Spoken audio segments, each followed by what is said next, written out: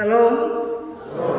Selamat kita berjumpa dalam ibadah Minggu Sengsara Tuhan Yesus yang ke-7 pada pagi hari ini.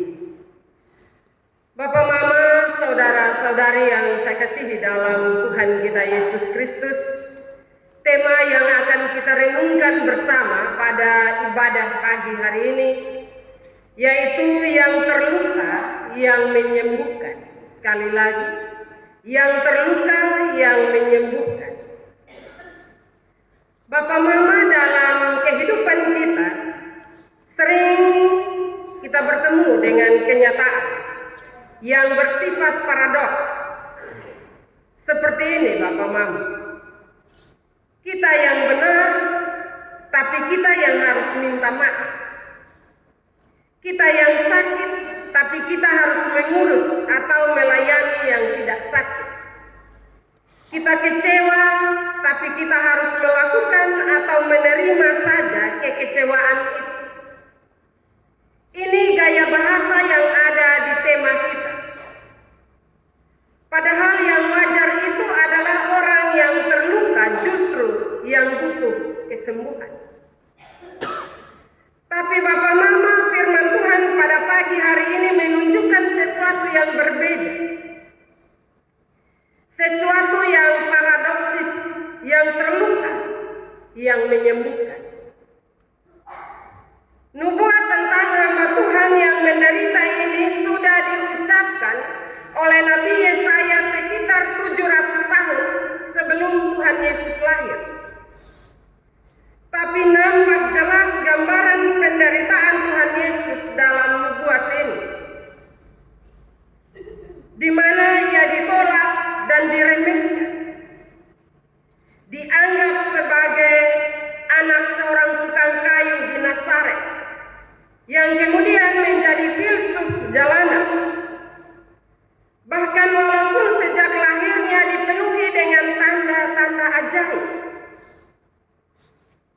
dipenuhi dengan mujizat, tetapi sampai saat ini masih ada orang yang menolak, meremehkan, dan tidak menghargai kehadiran karyanya dalam menyelamatkan dunia. Kalau kita bilang kita tidak tolak Tuhan Yesus, mari lihat kembali kenyataan hidup keseharian kita. Itu akan terbukti ketika firman-Nya disampaikan kepada kita. Apakah kita mengikuti firman-Nya atau kita meremehkan, atau juga kita menolaknya? Karena itu kita jangan marah orang-orang Yahudi ketika mereka menolak dan meremehkan Tuhan Yesus. Karena sifat itu masih menurun juga dalam kehidupan dan dalam kenyataan hidup kita sampai hari ini. Kalau kita menonton film Tuhan Yesus dalam perjalanan salib, penderitaannya, kita menangis. Tapi apa yang terjadi setelah tangisan itu? Kita kembali juga seperti orang-orang Yahudi untuk meremehkan Tuhan, untuk tidak menghargai pengorbanannya di dalam kehidupan kita. Karena itu di Minggu Sengsara yang ke-7 ini, mari kita menghayati kebenaran firman Tuhan ini. Dalam karya penebusan, lambungnya ditikam karena dosa kita. Ia tetap terdiam menjalani siksa salib karena ketaatan, kerendahan hati, dan kasih-Nya yang begitu besar kepada kita. Ia memilih diam supaya kita bisa diselamatkan. Dan kesakitan itu, penderitaan itu, sikap diam seperti anak domba yang teluh di depan penggunting bulunya yang berujung kematian itu, membuahkan kemenangan bukan untuk dirinya, tapi untuk keselamatan kita. Penderitaan itu membuahkan kemenangan. Karena itu Bapak, Mama, marilah dalam menghargai penderitaan dan juga karya keselamatan yang Dia kerjakan bagi kita, hargailah itu. Bagaimana kita menghargainya? Ikuti kebenaran firman. Apa yang dia minta kepada kita lewat kebenaran firman-Nya sederhana, Bapak Mama, tidak susah. Dia tidak meminta kita untuk gantung diri, untuk menyelamatkan banyak orang, tidak. Dia minta kerendahan hati kita, dia minta ketaatan kita. Dia minta untuk kita mempersembahkan kehidupan kita kepadanya. Sederhana, Bapak Mama, tidak susah.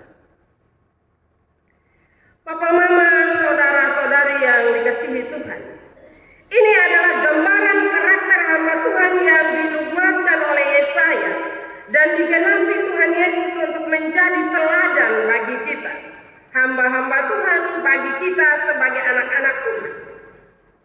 Dari bacaan firman ini, Bapak Mama, ada beberapa hal yang saya catat untuk kita renungkan dan kita laksanakan dalam hidup kita setiap hari. Yang pertama, luka hati bisa disembuhkan. Tapi apa yang kita katakan? Luka ini, Pendeta, sampai mati luka bisa sembuh. Bukankah karena luka itu Yesus datang ke dunia? Karena itu saya berani menyatakan bahwa luka hati bisa disembuhkan. Kalau hari ini hati kita terluka karena sesama kita, terluka oleh keadaan hidup yang berat atau oleh masa lalu kita, maka bawa saja pada Yesus. Angkat tangan di depannya, biar Tuhan yang turun tangan. Asal kita tulus dan sungguh-sungguh meletakkan semua beban dan rasa sakit itu, supaya Tuhan mengatasi semuanya, maka luka hati kita akan sembuh.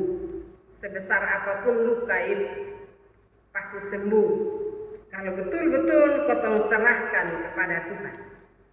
Dan kalau betul benar-benar bahwa kita telah menyerahkan luka hati kita kepadanya, maka percaya bahwa Tuhan menghapusnya.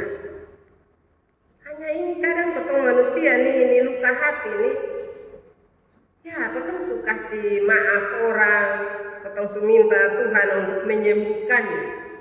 Tapi jangan tak salah lah Bapak Mama. Tak salah lah kotong akan omong. Itu hari itu luka hati mulai muncul lagi. Karena itu mari Bapak Mama kita belajar untuk mengampuni.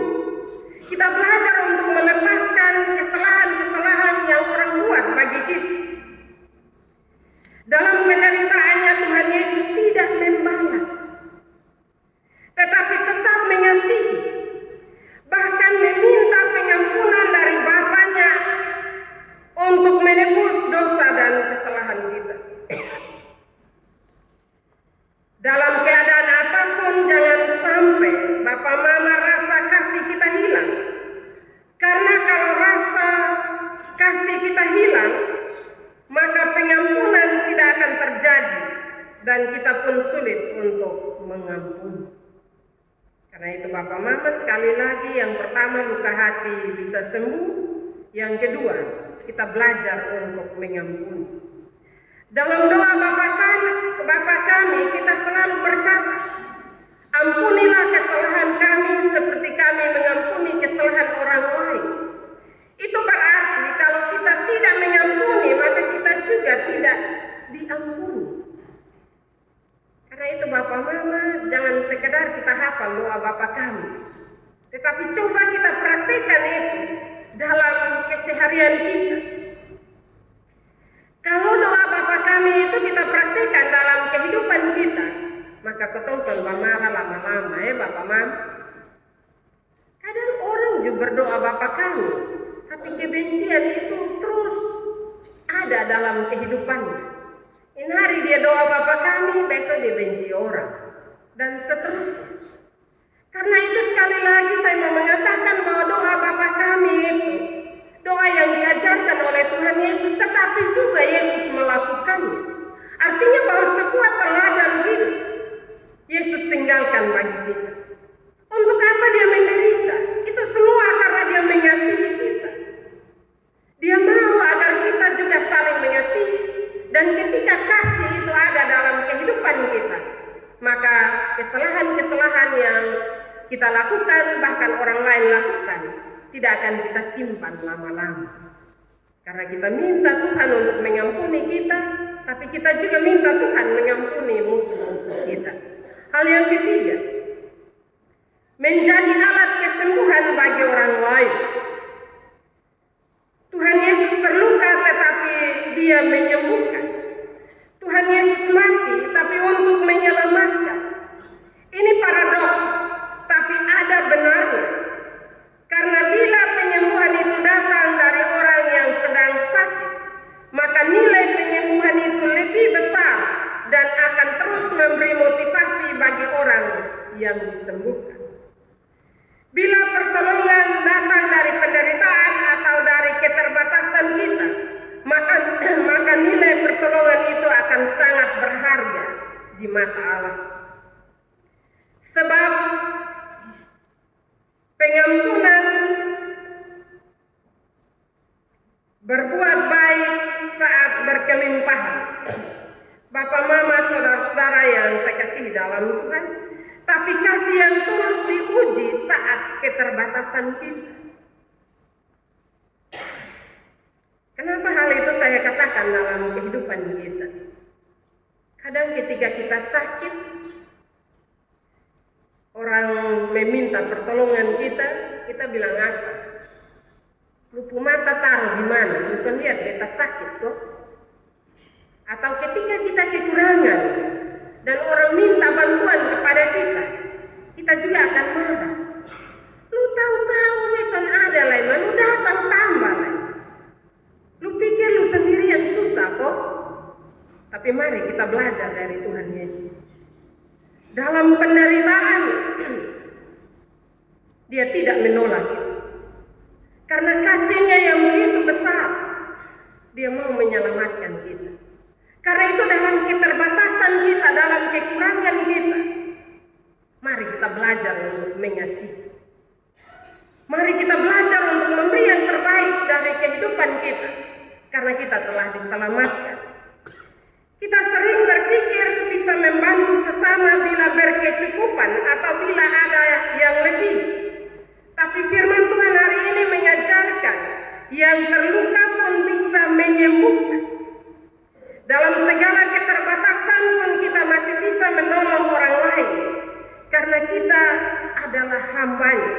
Kita adalah anak-anak Allah yang harus menyatakan kasih itu pada kondisi apapun. Karena justru dalam keterbatasan, kasih itu lebih nyata. Karena itu marilah Bapak Mama dengan menghayati penderitaan Kristus itu, lakukan apa yang bisa kita lakukan dalam kehidupan kita. Jangan tunggu banyak, jangan tunggu lebih. Tapi kalau ada hal baik yang masih bisa kita berikan bagi orang lain, jangan tahan kebaikan itu. Berikanlah bagi orang-orang yang membutuhkan. Karena itu ketika kita sakit, bukan berarti tidak ada hal baik yang bisa kita bagikan bagi orang lain. Bisa kita lakukan. Hanya kadang kita menganggap remeh apa yang Tuhan Yesus buat dalam kehidupan kita. Karena itu marilah berdoa, minta pimpinan Roh Kudus agar dalam kelemahan keterbatasan kita dapat melakukan sesuatu yang baik untuk kemuliaan nama Tuhan. Firman Tuhan memberkati kita pada pagi hari ini. Amin.